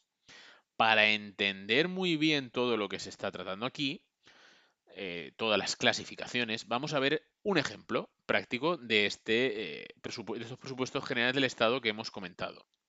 Lo podéis ver en pantalla. Tenemos el crédito presupuestario. A continuación hablaremos qué es el crédito presupuestario. 18.11.333a.1300. Que si vemos este número desnudo, solo, sin nada, tenemos que saber de qué estamos hablando en la medida de lo posible. Porque en el examen no nos van a pedir que sepamos concretamente qué es, pero sí que representa cada uno de esos dígitos. Por lo tanto, tenemos que saber que ese número de crédito presupuestario representa la sección 18, que no tenemos por qué saber qué sección concreta es, pero sí que viendo los presupuestos generales del Estado 2022 sabemos que es el Ministerio de Educación. Los siguientes 2 dígitos, como sabemos, nos representan el servicio, que si acudimos a la normativa es la dirección general. Recordad que mínimo ha de ser una dirección general. Dirección General de Bellas Artes, y a partir de ahí tenemos el 333, nos representa que estamos en el área de gasto 3, es decir, producción de bienes públicos de carácter preferente, políticas de gasto y grupo de programa. Tendríamos que acudir a la normativa, pero es el 3 representa el área de gasto 3 y el 33 nos representa pues una política de gasto y un grupo de programa concreto que deberíamos ir al desglose de los presupuestos generales del Estado para saberlos. Lo que sí que tenemos que saber de cara al examen, y es muy importante, qué representa esa letra A. Como hemos dicho, de la A a la L, indican que ese programa de gastos es finalista. Siguiendo con los últimos 5 dígitos, ese 1, como hemos visto, nos indica que estamos en el capítulo 1, es decir, gastos de personal. Y a partir de ahí, el 3 nos representaría un artículo dentro de esta clasificación de gastos de personal, así como el resto de números nos indicarían el concepto o el subconcepto concreto. Para que lo entendáis, con este número que vemos aquí, lo que se busca es aglutinar muchísima información a nivel presupuestario en un solo número. ¿Por qué se utiliza esto? Cuando lo veremos en temas posteriores, pero cuando estamos ante una autorización de gasto, ese gasto que se autoriza tiene que salir de un crédito presupuestario, de algún sitio tiene que salir. Es decir, ¿por qué existe este dinero? Y ese crédito presupuestario se representa por este número, por lo tanto, cuando estemos haciendo las labores, que al final es el trabajo que hace un auditor de cuentas del Estado, cuando estemos haciendo los trabajos de intervención o de auditar las cuentas o algún gasto en concreto, veremos si, por ejemplo, ese gasto que se imputa al crédito presupuestario 18.11, etcétera, es correcto. Es uno de nuestros trabajos. Hasta aquí hemos analizado la estructura del presupuesto del presupuesto de gastos. En el artículo 41 nos habla de la estructura del presupuesto de ingresos, de los estados de ingresos, que es muy similar a la estructura de gastos, del presupuesto de gastos, pero pasamos a leerlo sucintamente. Nos dice el artículo 41 que los estados de ingresos de los presupuestos a que se refiere el artículo 33.1, es decir, a los presupuestos de las administraciones públicas, se estructurarán siguiendo una clasificación orgánica y económica. Por tanto, al no existir programas de gasto, pues estamos en un presupuesto de ingresos, desaparece la clasificación por programas. Por lo tanto, tenemos una primera clasificación orgánica que nos distinguirá los ingresos correspondientes a la Administración General del Estado y correspondientes a cada uno de los organismos autónomos, Seguridad Social y de otras entidades según proceda. Es decir, es una clasificación muy parecida a la que ocurre en el presupuesto de gastos. Respecto a la clasificación económica, en el mismo sentido, esta clasificación económica también nos agrupará los ingresos, separando entre ingresos corrientes, ingresos de capital e ingresos por operaciones financieras. En el mismo sentido que se realizaba con el presupuesto de gastos. No lo dice aquí, pero en la práctica se hace una clasificación por capítulos. ¿Cuáles son capítulos? Pues tenemos los ingresos que son corrientes, 4 capítulos. Impuestos directos y cotizaciones sociales, impuestos indirectos, tasas y precios públicos y otros ingresos, transferencias corrientes e ingresos patrimoniales. Ingresos de capital, lo mismo, y operaciones financieras, lo mismo. Es decir, la clasificación económica del presupuesto de ingresos es muy similar al del presupuesto de gastos. Termina este artículo 41 diciéndonos que, al igual que ocurre en el presupuesto de gastos, estos capítulos que hemos indicado arriba se desglosarán en artículos y a su vez en conceptos que pueden subdividirse en subconceptos. Estructura del número del crédito presupuestario idéntica a la del presupuesto de gastos, pero eliminando el apartado que era la clasificación por programas. Para terminar este extenso tema relacionado con la elaboración de presupuestos, concretamente en el apartado de la estructura presupuestaria, tenemos que hablar de los presupuestos, de la estructura del presupuesto, de los presupuestos de explotación y capital. Recordemos que estos presupuestos son aquellos formulados por entidades del sector empresarial y fundacional, salvo excepciones, y que se les puede denominar también presupuestos de explotación y capital. Se encuentran regulados en los artículos 64 y 65 de la Ley General Presupuestaria, y el artículo 64, que podéis ver en pantalla, nos dice que las sociedades mercantiles estatales y las entidades públicas empresariales elaborarán un presupuesto de explotación que detallará los recursos y dotaciones anuales correspondientes. También formarán un presupuesto de capital con el mismo detalle. Estos presupuestos de explotación y capital se integrarán, como ya hemos visto, en los presupuestos generales del Estado. Es decir, aunque estén individualizados, aunque estén separados, formarán parte de ese concepto genérico que es presupuestos generales del Estado, que se incluyen todos en la Ley de Presupuestos Generales del Estado. Continúa diciéndonos el apartado 1 que no solo las sociedades mercantiles estatales y las entidades públicas empresariales elaborarán estos presupuestos de explotación y capital, sino también las entidades de los párrafos G y H del apartado 1 del artículo 2, es decir, las universidades públicas no transferidas, así como las entidades gestoras, servicios comunes y mutuas colaboradoras con la seguridad social. Termina este apartado primero del artículo 64 diciéndonos que los fondos a los que se refiere el apartado segundo del artículo 2, es decir, los fondos que también se explican en el sector público institucional estatal de esta Ley General Presupuestaria, esos fondos también elaborarán igualmente presupuestos de explotación y de capital. ¿Qué contendrán estos presupuestos de explotación y de capital? Nos dice el apartado segundo que tendrán una previsión de la cuenta de resultados y del estado de flujos de efectivo de ese ejercicio. Es decir, para que entendáis, estos presupuestos de explotación y de capital, cada uno de ellos nos tiene que decir qué se prevé ingresar, qué se prevé gastar, bien por actividades relacionadas con la explotación que realiza esa entidad pública empresarial, por ejemplo, respecto del presupuesto de explotación, y por las operaciones de capital, es decir, las operaciones financieras en el presupuesto de capital que prevé hacer esa entidad pública empresarial, y nos dice que en esos presupuestos, bien de explotación, bien de capital, tendrán que ver una previsión de cómo les va a quedar el resultado, así como el estado de flujos de efectivo que van a tener presumiblemente en ese ejercicio del presupuesto.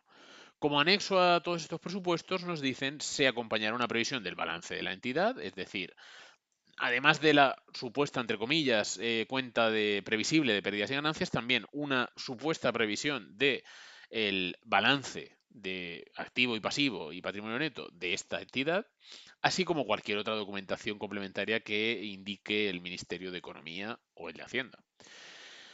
Estas entidades, nos dice el apartado tercero, remitirán estos estados financieros que hemos dicho en el apartado anterior, además de los del ejercicio sobre el que verse el proyecto de presupuestos, tendrán que añadir la liquidación del último ejercicio cerrado, es decir, el ejercicio, por ejemplo, si estamos en el año 2023, pues estaremos elaborando los presupuestos del 2024. El 23 no está cerrado, por lo tanto, el que está cerrado el último está cerrado es el 22.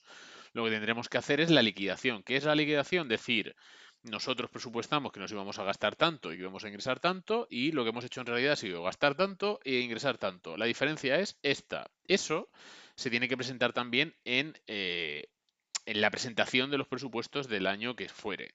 Y además, el avance de la liquidación del ejercicio corriente. Pues en el ejemplo que hemos puesto, si estamos en el 23, no está cerrado, pero sí que tenemos datos que nos pueden decir cómo vamos. Por último, nos dice en el apartado cuarto de este artículo 64 que junto, además, a los presupuestos de explotación y de capital y toda la información anterior, se remitirá una memoria explicativa del contenido, de la ejecución del ejercicio anterior y de la previsión de la ejecución del ejercicio corriente. Es decir, además de toda la documentación que hemos visto en los apartados 1, 2 y 3, una memoria, texto escrito, donde se explique todo. Por último, el artículo 65 nos dice que estas entidades que han de elaborar los presupuestos de explotación y de capital también han de elaborar anualmente un programa de actuación plurianual.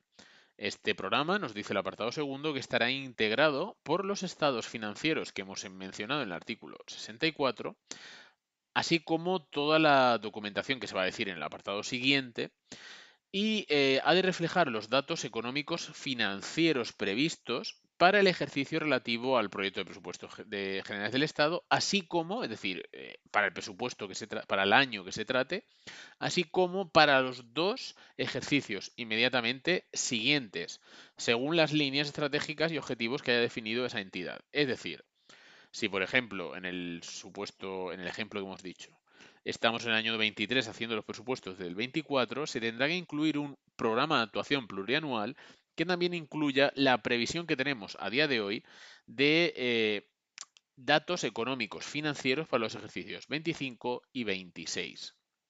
Acaba este apartado tercero del artículo 65 diciéndonos que esos programas serán acompañados, esos programas de actuación plurianual serán acompañados de toda esa documentación que se indica ahí. Concretamente, nos dice una hipótesis de la evolución de los principales indicadores macroeconómicos que hayan servido de base para elaborar los programas de actuación plurianual.